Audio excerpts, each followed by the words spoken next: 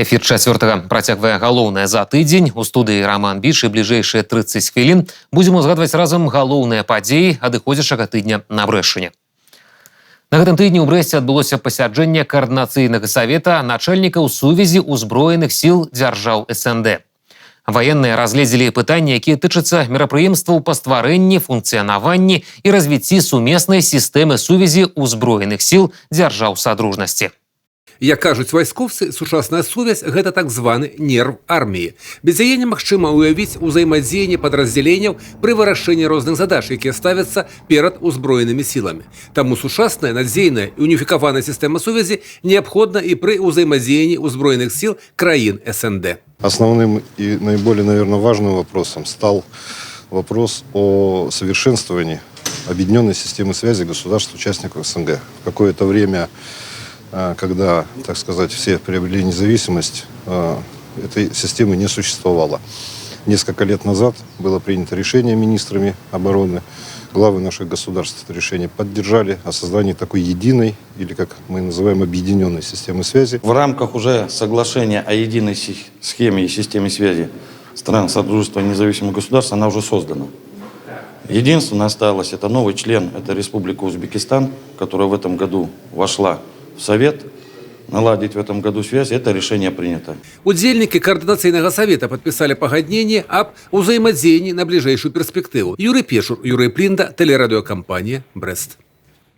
У перыяд з 21 верасня па 2 кастрычніка праводзілася праверка ваенных камісарыятаў Брэсцкай вобласці, камісіі галоўнага арганізацыйна-мабілізацыйнага ўпраўлення Генеральнага штаба ўзброеных сіл Беларусі.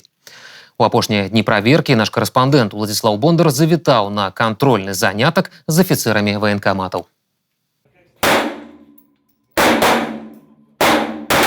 Прадстаўнікоў ваенных камісарыятаў рэгіёна са зброяй у руках на палігоне убачыш нячаста. Да прыкладу, і такія зборы, а дакладней праверка з боку Генеральнага штаба ўзброеных сіл краіны праходзіць раз у 3 гады.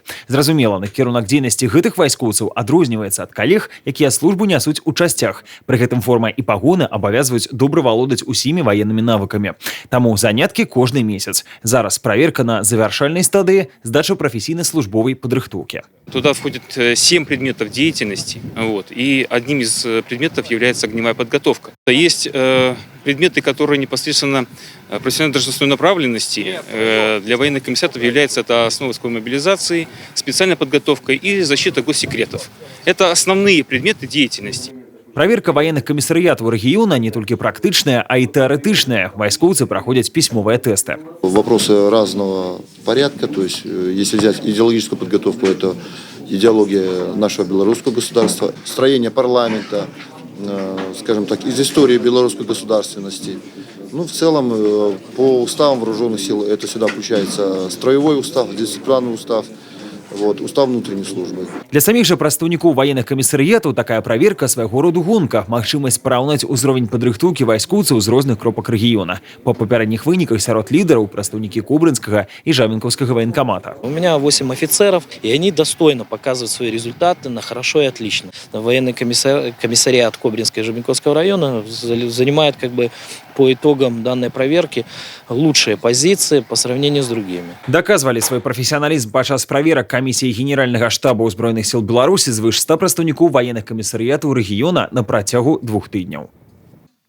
Прадстаўнікі расійскіх СМІ і мас-медыа саюзнай дзяржавы на гэтым тыдні знаходзіліся з прэс-турам па Брэсцкай вобласці. Мэта візіту актуальная для абодвух бакоў. Захаванне гістарычнай спадчыны двух народаў і супрацоўніцтва беларускіх і расійскіх музеяў. Сярод журналістскай дэлегацыі 24 прадстаўніка федэральных і рэгіянальных СМІ. Гэта карэспандэнты тэлеканалаў і радыё, рэдактары, аглядальнікі газет і інтэрнэт-выданняў самых розных рэгіёнаў Расіі. Вялікага Новгарада, Смаленска, Арла, Цвяры, вядома з Масквы і Санкт-Пецярбурга. Акрамя прафесійнага, у кожнага з іх ёсць і асабісты інтарэс да брэсцкай зямлі, бо дружба беларускага і расійскага народаў закадавана ў першую чаргу гістарычнай памяццю. Таму адна з асноўных кропак прэс-тура – Брэсцкая крэпасць. Наша задача журналистов показать и нам, современным россиянам, белорусам, тем, кто не застал войну, что никакие кинофильмы, никакие книжные учебники и книжки по истории, они не передадут того ужаса, который испытали наши дедушки, бабушки, прадедушки. Праз тур расійскіх журналістаў закранае адну з важнейшых тэм беларуска-расійскага культурнага сяброўства – супрацоўніцтва музеяў. Таму сёння у нас наладжаны контакты з музеями от Калининградской области до Сахалина. То, что у нас есть что показать в нашем белорусском регионе, непосредственно у нас в Брестской крепости, это может свидетельствовать работа, которую мы завершаем в этом году в рамках проекта союзного государства. Потому что за 3 года мы должны были осуществить 16 мероприятий. Это создание новых музейных экспозиций и капитальный ремонт, и реставрация. Сяброўства і братэрства народаў – залог развіцця і квіцення любой дзяржавы. Удзельнікі прэс-тура ўпэўнены, сёння важна не страціць тое цеснае супрацоўніцтва, якое аб'ядноўвае нашы краіны на працягу дзесяцігоддзяў. Анастасія Цукун, Алексей Рыбкін, тэлерадыёкампанія «Брэст». У Беларусі сёння дзень тых, хто выхоўвае будучыню. У першую нядзелю кастрычніка сваё прафесійнае свята адзначаюць педагогі краіны. Узровень іх прафесійнай падрыхтоўкі даволі высокі, аб чым сведчаць і прысуджэнне ганаровых званняў узнагарод і перамогі вучняў у рэспубліканскіх і міжнародных алімпіядах. У зале абласнога цэнтра маладзёжнай творчасці лепшыя педагогі вобласці. Тыя, хто дае веды, жыццёвыя арыенціры тысячам хлопчыкаў і дзяўчынак. Нягледзячы на складанасці мінулага навучальнага года, выкліканыя эпідсітуацыі, дзякуючы настаўнікам вобласці ёсць чым ганарыцца. Ліцэісты, школьнікі, гімназісты ўсё часцей становяцца пераможцамі рэспубліканскіх і міжнародных алімпіяд. А нялёгкі 2020 толькі больш загартаваў сістэму адукацыі вобласці. Мы столкнулись с достаточно сложной ситуацией. Не только мы, весь мир столкнулся с этой ситуацией. Не было прямых ответов на поставленные вопросы, не было каких-то шаблонных решений. Да не было вообще никаких решений, поверьте. Эти решения надо было решать, находить здесь и сейчас. Тем не менее, уже имея тот богатый, поверьте, богатый опыт и организационный, и практический, уже больше и больше уверенности в том, что мы преодолеем любые кризисные проявления, в том числе и которые могут случиться и в этом году. Для настаўнікаў сёння падзякі і ўзнагароды. На пачэсных месцах ветэраны педагагічнай працы. Многія з іх маюць педагагічны стаж больш за 25 гадоў. Вядома, для іх настаўніцтва больш, чым проста работа. Для меня эта работа – это значит жизнь. Потому что все основное время я провожу на работе. Я посвятил себя работе. Все остальное – это дети, это физика. Это все эмоции выбрасываю в школе, все душу отдаю именно детям, школе. Это то, чем я живу. Свае вопыты, веды яны перадаюць моладзі. Сёлета навучальныя установы рэгіёна сустрэлі больш за 600 маладых спецыялістаў. Я молодой специалист, работаю с сентября, очень рада. И вы просто себе не представляете, я никогда не думала, что результативность детей, их активность, их счастливые лица будут будить меня по утрам не хуже какого-то будильника. Лепшых педагогаў узнагародзілі граматамі, лістамі падзякі і нагруднымі знакамі. А канцэртную праграму падарылі творчыя калектывы і сольныя выканаўцы горада Брэста і вобласці.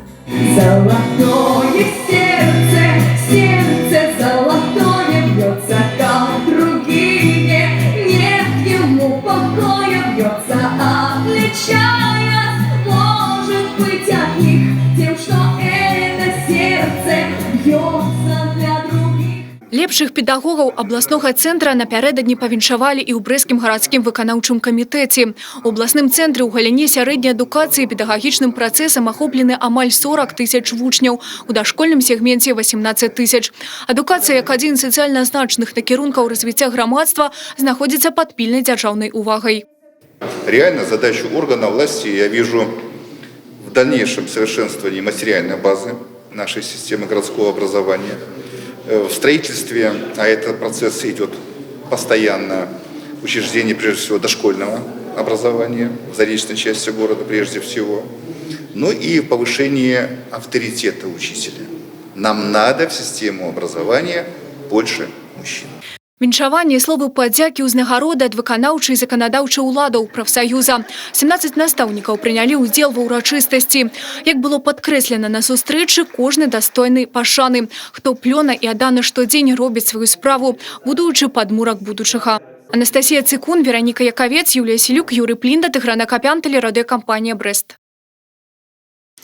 Прыкладаў адданага служэння любімай прафесіі настаўнік немала.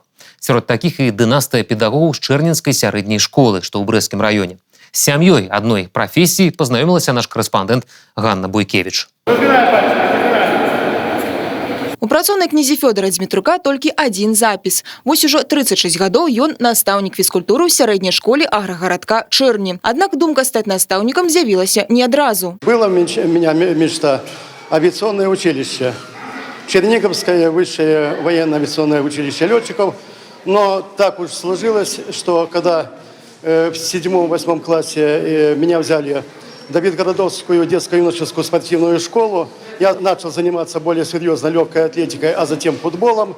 И понял то, что, наверное, профессия педагога для меня более важнее, чем профессия военного.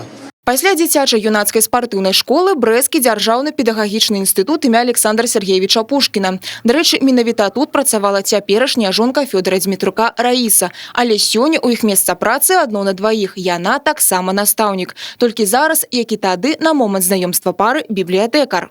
Я как-то возвращалась в общежитие, и тут ко мне подходит молодой человек и говорит: скажите, пожалуйста, может, вы мне поможете оформить курсовую работу?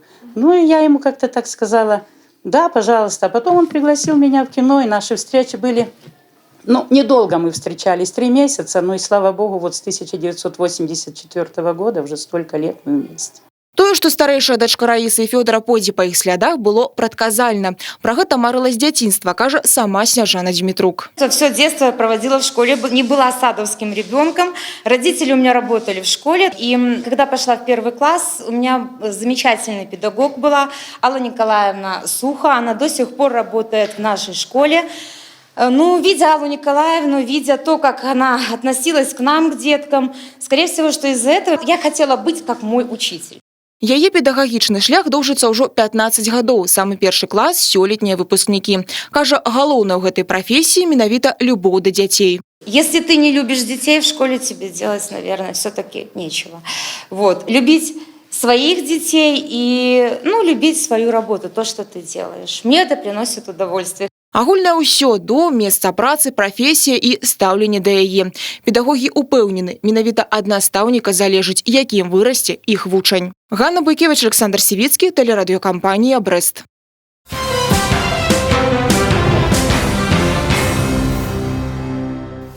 З нагоды прафесійнага свята педагагічных работнікаў у выніковай праграме сёння паразмаўляем з першым намеснікам начальника Галоўнага управления по адукации Брестского облвыканкама Александром Жуком. Здравствуйте, Александр Федорович. Здравствуйте. Вот лицо школы, конечно же, определяет учитель. И поэтому хотелось бы от вас услышать количественную и, конечно, качественную характеристику педагогов Брестской области. Мы гордимся своими педагогами.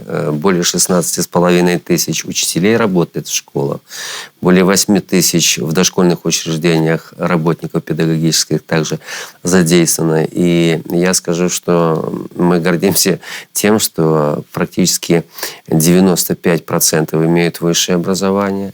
Более 80% это те педагоги, которые имеют квалификационную категорию, первую и высшую категорию. 50 педагогов, учителей, методистов у нас в области. Поэтому мы подготовкой высших учебных заведений, которые на территории области у нас размещены, мы гордимся. Мы гордимся своими педагогами. Вот достижение учителей – это, конечно же, достижение учеников. Вот как, с какими результатами, что показывают сегодня соревнования, олимпиады проведенные, как мы выглядим на фоне республики в целом?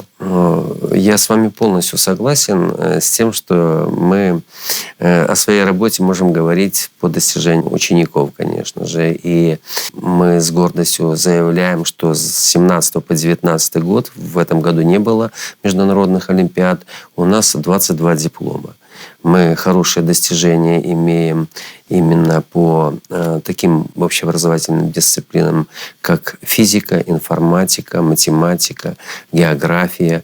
49 100-бальных результатов у нас по централизованному тестированию в этом году. Поэтому мы довольны результатами. Конечно же, всегда хочется иметь еще более высокий результат. В этом направлении работают педагоги, которые, умеют делать результат.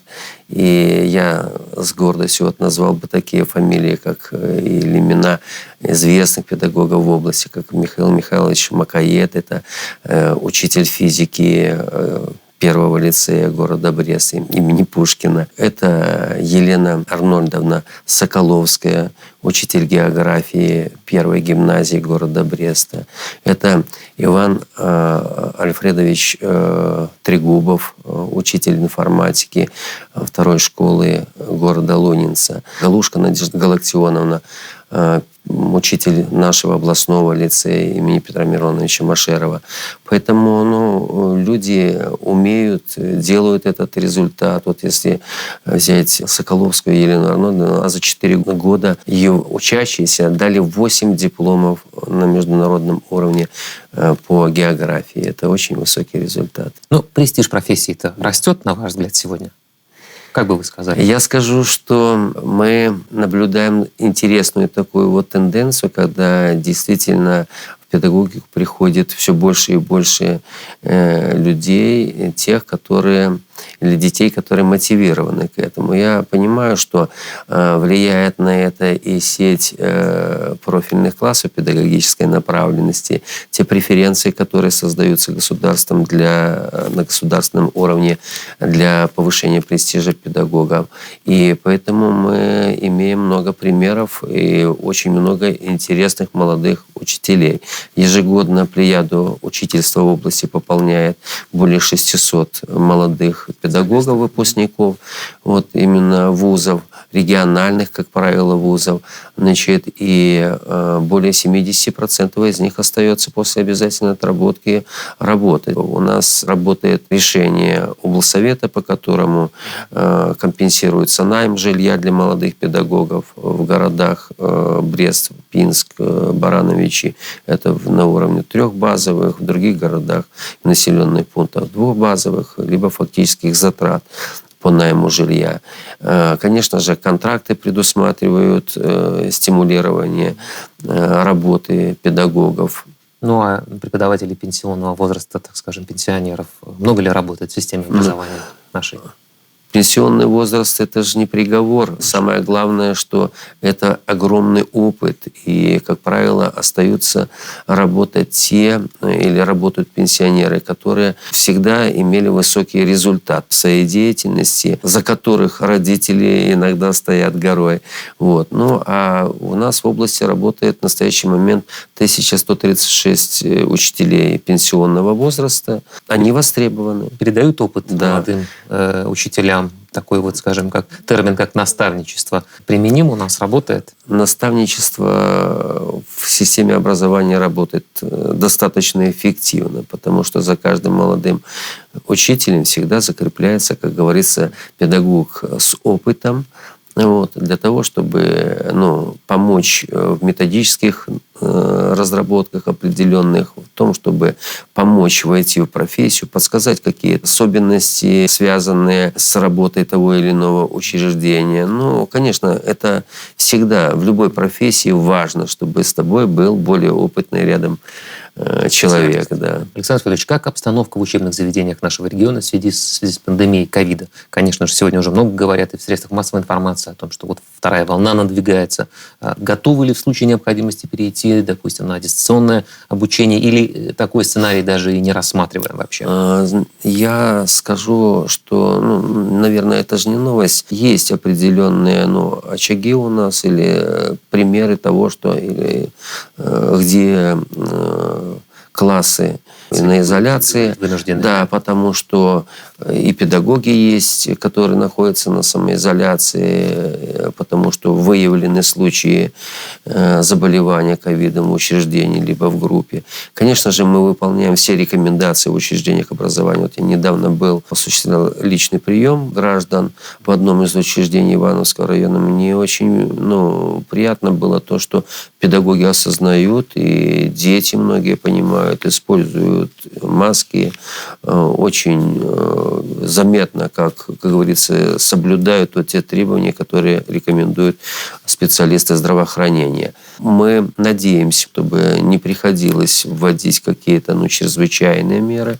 Вот. Я думаю, что организованность учреждений в учреждениях и родителей самих, всех участников образовательного процесса позволит нам избежать принятия каких-то таких кардинальных решений, связанных с преодолением этой ситуации. Но я скажу, что Министерство образования работает по разработке специальной интернет-платформы для получения образовательной услуги по всем учебным дисциплинам и по всем практически темам учебной программы. Второй четверти, третьей четверти пойдут. И в этом активно участвуют педагоги Брестской области. По-моему, 46 педагогов, которые участвуют в разработке элементов или уроков и определенных тем по разным предметам. Если вкратце, какие основные цели и задачи сегодня можно выделить, сформулировать у преподавателей Брестской области? Какие задачи? Конечно же, у педагогов основная задача – это сохранить здоровье детей, и качественно делать свою работу, качество образования. Вот это две основные задачи, которые нам необходимо решать в нынешней ситуации и в целом. В завершении беседы, чего бы хотелось пожелать преподавателям Брестской области по случаю их профессионального праздника? Конечно же, в первую очередь не болеть желаю всем педагогам, потому что это и для них, скажем так, определенные проблемы, и для учащихся. Когда они не видят любимого учителя на уроке, это очень важно, не болеть. Естественно, не терять оптимизм. Конечно же, любить детей, любить свою профессию. И пусть в жизни у них все получается и идет таким образом, как они себе желают этого. С профессиональным праздником все учительство Брестской области. Всех, кто задействован в этом образовательном процессе, здоровья и всех благ. Присоединяемся к добрым пожеланиям, конечно же, и вас, ваших коллег с профессиональным праздником. Всего доброго и самого лучшего. Спасибо огромное. Нагадаю, гостем выніковай праграмы з нагоды прафесійнага свята педагагічных работнікаў быў першы намеснік начальніка галоўнага ўправлення па адукацыі брэсцкага аблвыканкама Александр Жук.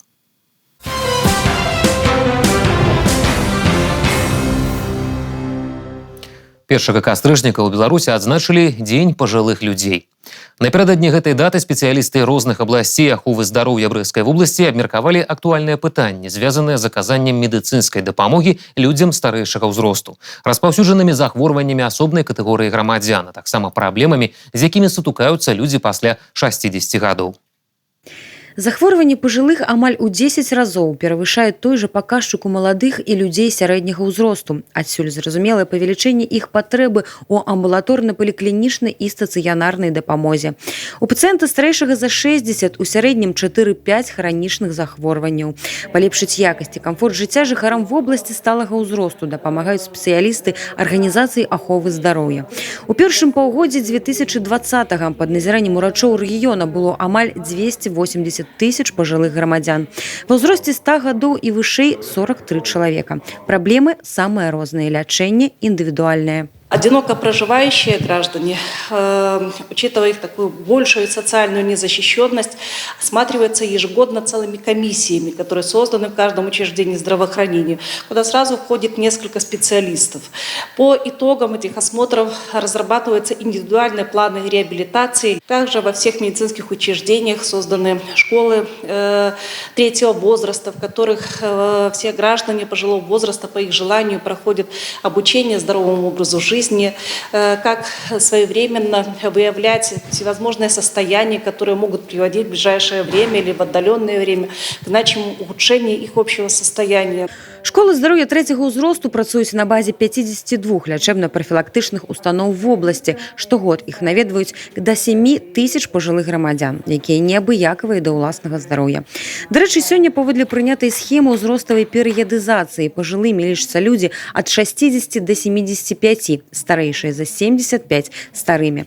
Але гэтыя ўзроставыя градацыі умоўныя, бо і ў 65, і ў 70, і нават у 90 гадоў некаторыя ўмеюць захаваць не толькі маладосць душы, але і бадзёрасць цела. Канешне, не без выканання простых, але дзейсных правілаў. Прыпыніць працэсы старэння можна і нават патрэбна, лічаць спецыялісты, тым больш, што гэта не патрабуе выдаткаў і кардынальных дзеянняў. Это необходимо обеспечить организм достаточным количеством жирных кислот класса омега-3. Какие источники этих жирных кислот? Это жирная морская рыба холодных морей. Если так не получается, то источником омега-3 жирных кислот может быть рыбий жир или капсулки омега-3 на основе рыбьего жира. Регулярное употребление витамина D. Профилактическая дозировка является 2000 международных единиц, но можно увеличивать до 4000 при низком уровне содержания этого витамина в крови. Нікому не падуласна спыніць прыход старасці, але зрабіць гэты перыяд жыцця шчаслівым і паўнавартасным пад сілу кожнаму. Софія Бережная, Сергей Матвейчук, тэлерадыёкампанія «Брест».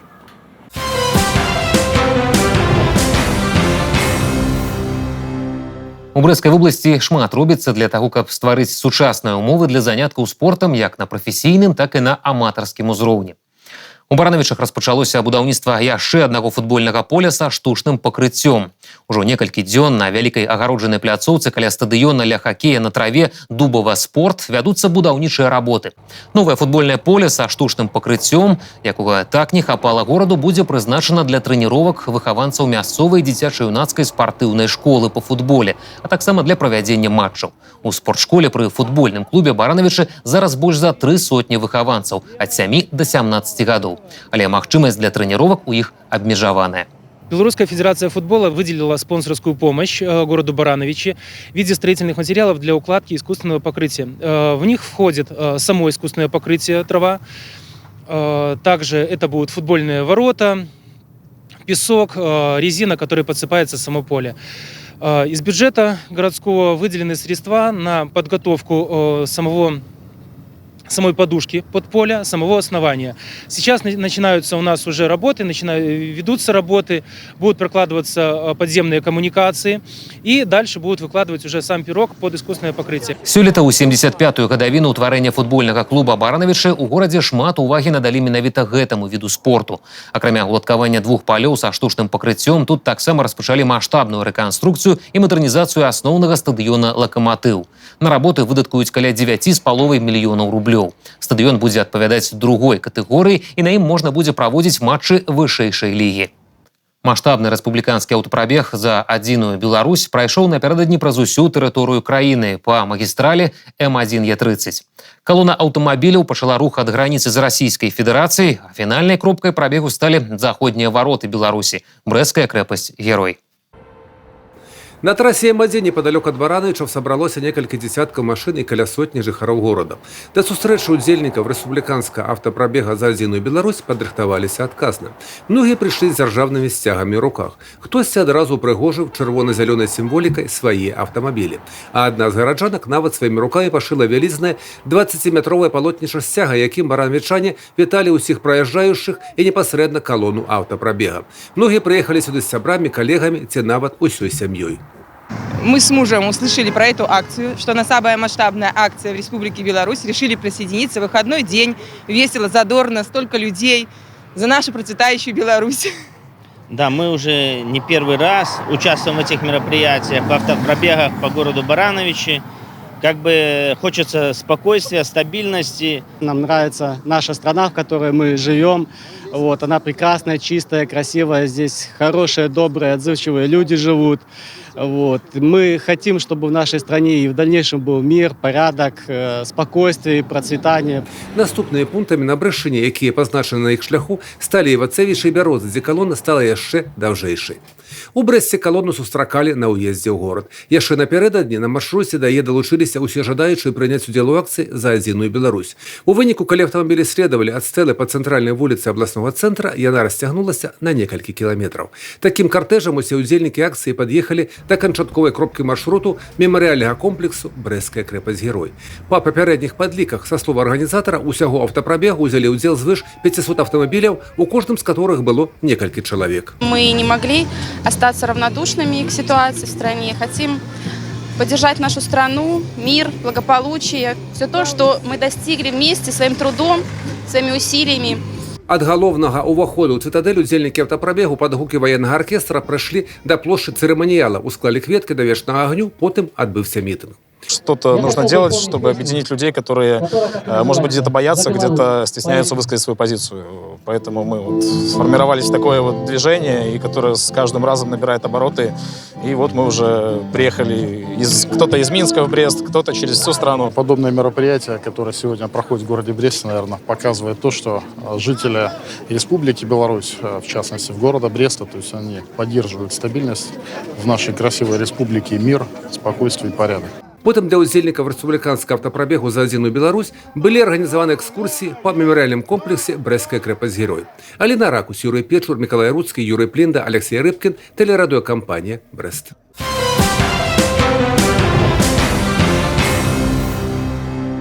У Брэсцкай вобласці распачаўся сезон восеньскіх кірмашоў. Традыцыйна гэта час, калі ўсе жадаючыя змогуць зрабіць зімовыя запасы сельгаспрадукцыі па прыймальных цэнах. На працягу бліжэйшага месяца ў рэгіёне будуць праходзіць пашыраныя продажы садавіны і гародніны.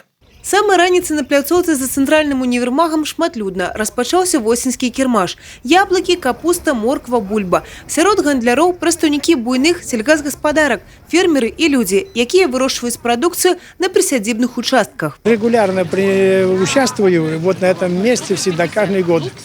Привожу лук, клюкву, перец, яблоки, свои груши. Ну, все, что на огороде растет.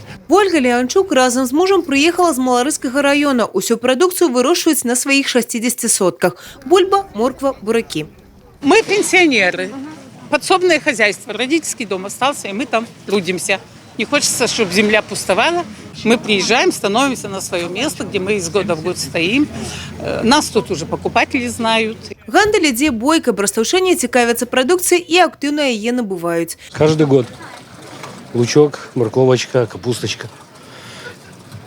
На зиму же надо заготавливаться. Ну, мы каждый год приезжаем на ярмарку, покупаем картошку, морковку, лук, яблоки. Ну, все, что, говорится, надо на зиму.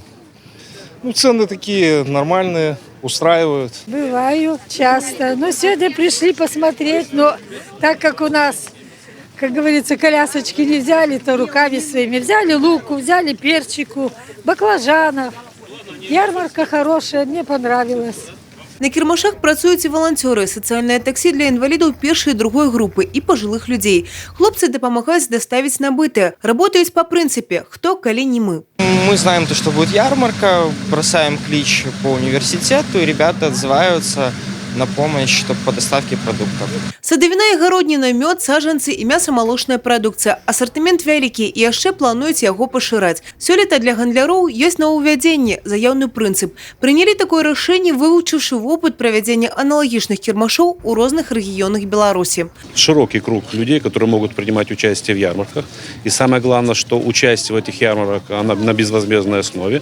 И основная задача, почему мы обеспечиваем широкий круг, чтобы полное удовлетворение потребностей нашего населения в этой продукции в сезон заготовок. Сёлета правядуць каля 90 кірмашоў ва ўсіх раённых цэнтрах. Каляндар кожнае выходнае кастрычніка. Магчыма, сезонны рыхтовак працягнецца, калі дазволіць надвор'е. Евгений Мороз, Юрий Плінда, тэлерадыёкампанія «Брэст». Вось такім выдаўся гэты тыдзень на Брэшчыне. Якім будзе наступны, хутка даведаемся. Да сустрэчы ў праграме «Галоўнае за тыдзень» у наступную нядзелю у гэты ж час.